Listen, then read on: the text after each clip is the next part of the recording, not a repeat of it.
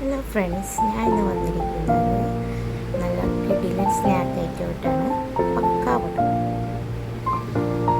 അപ്പോൾ ഈ പക്കാവട നമുക്ക് വൈകുന്നേരം ചായക്ക് ഒക്കെ കഴിക്കാൻ പറ്റിയ നല്ല കിടിലൊരു ഐറ്റമാണ്.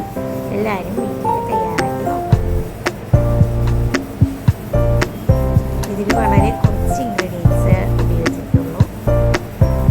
വൈകുന്നേരം സ്കൂളിൽ വരുമ്പോൾ ചായക്ക് കടിയായിട്ട് പിള്ളേർക്കൊക്കെ കൊടുക്കാൻ പറ്റിയാണ്.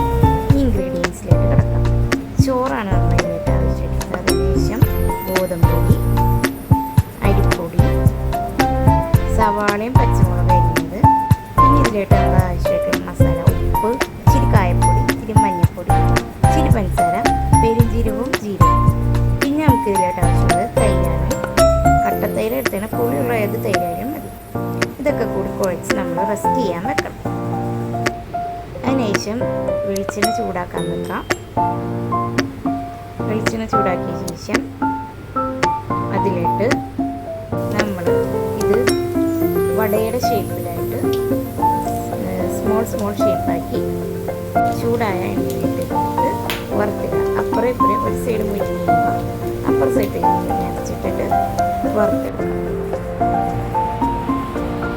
നല്ല അടിപൊളി റെസിപ്പിയാണ്. എല്ലാവരും ട്രൈ ചെയ്ത് നോക്കണം. സിമ്പിളാണ്.